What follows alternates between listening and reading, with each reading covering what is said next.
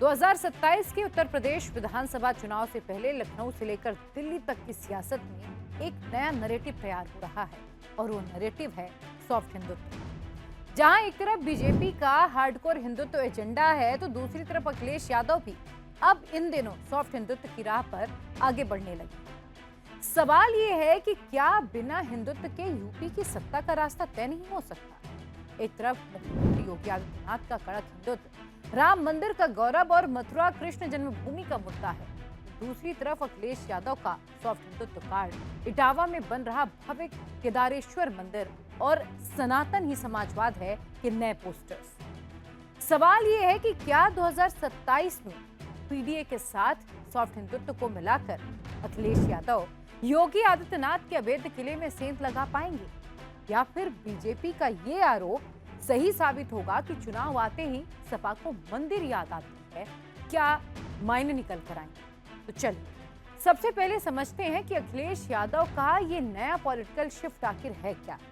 आपने देखा भी होगा पिछले कुछ महीनों से समाजवादी पार्टी के रणनीतिकारों को यह समझ आ चुका है कि केवल एमवाई यानी कि मुस्लिम और यादव या पारंपरिक सोशल इंजीनियरिंग से योगी आदित्यनाथ के हिंदुत्व ब्रांड का मुकाबला करना इतना आसान नहीं होगा। और इसी रणनीति के तहत अखिलेश ने कई बड़े कदम उठाए और अपना पॉलिटिकल शिफ्ट किया। इटावा में केदारनाथ की तर्ज पर एक विशाल और भव्य केदारेश्वर मंदिर का निर्माण कराया जा रहा है।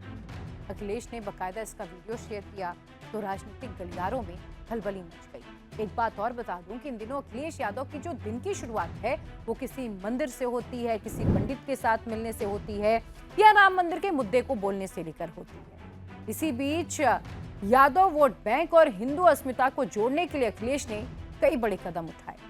ज्योतिष पीठ के शंकराचार्य स्वामी अभिमुक्तेश्वरानंद से अखिलेश यादव की मुलाकात और उसके ठीक बाद लखनऊ में सपा दफ्तर के बाहर लगे पोस्टरों पर लिखा जाना सनातन ही समाजवाद है ने कई मायनों में अलग संकेत दिए। लेकिन क्या बीजेपी और योगी आदित्यनाथ अखिलेश यादव के इस सॉफ्ट हिंदुत्व के आगे खामोश हैं?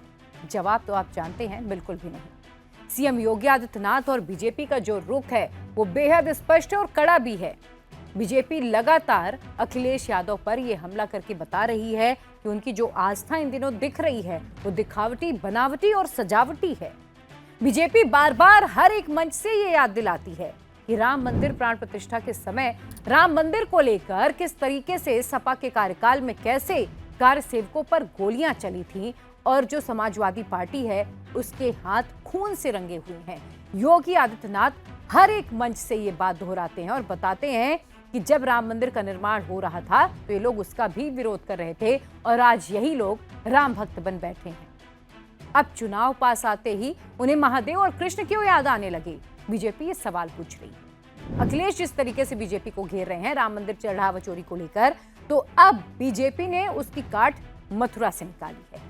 योगी ने तो अखिलेश को सीधी सीधी बकायदा एक चुनौती दे दी कि अगर वो सचमुच के सनातनी हैं तो खुलकर कहें कि श्री कृष्ण जन्मभूमि को मुक्त कराया जाना चाहिए। उन्होंने तो यहां तक कह दिया कि अखिलेश यादव सामने आए और इसका खुद नेतृत्व कर लें। अयोध्या से मथुरा तक बीजेपी का जो एजेंडा है बिल्कुल क्लियर है। बीजेपी का हिंदुत्व सिंबॉलिक नहीं बल्कि स्ट्रक्चरल है।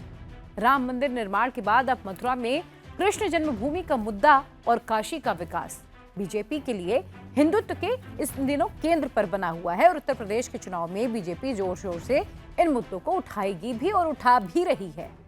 योगी आदित्यनाथ की जो छवि है वो एक कट्टर सनातनी रक्षक, एक कट्टर सनातन हिंदुत्व के नेता की रही है। जनता के बीच बीजेपी ये संदेश देने में अभी तक सफल भी रही है कि जो उनका हिंदुत्व है वो चुनावी नहीं है बल्कि उनकी विचारधारा का बुनियाद है। अब ऐसे में सवाल ये उठता है कि अखिलेश यादव आखिर इन दिनों ये सनातनी प्रेम का रस क्यों ले रहे हैं, क्यों वो सनातनी होते जा रहे हैं? तो राजनीतिक विश्लेषक ये मानते हैं कि अखिलेश यादव 2027 के लिए एक डबल इंजन रणनीति पर काम कर रहे हैं। अब ये डबल इंजन क्या है ये समझिएगा। पहला इंजन है पीडीए यानी कि पिछड़ा, दलित और अल्पसंख्यक। इन्हीं मतदाताओं को सामाजिक न्याय और जातीय जनगणना के मुद्दे पर अखिलेश यादव एकजुट कर रहे हैं। और जो दूसरा इंजन है उनका, जो इन दिनों आप देख रहे हैं, वो है सॉफ्ट हिंदुत्व का।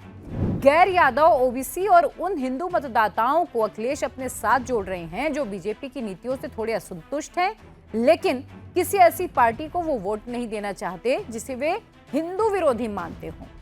तो कुल मिलाकर आप इसे इस तरीके से देखिए कि जो 2027 का उत्तर प्रदेश चुनाव होगा वो सिर्फ विकास या बेरोजगारी पर नहीं होगा, बल्कि हिंदुत्व के अलग अलग रूपों के टकराव पर भी लड़ा जाएगा। तो एक तरफ योगी आदित्यनाथ का परखा हुआ और समझौता रहित कड़क हिंदुत्व का मुद्दा है, तो दूसरी तरफ अखिलेश यादव का पीडीए प्लस सॉफ्ट हिंदुत्व का नया प्रयोग।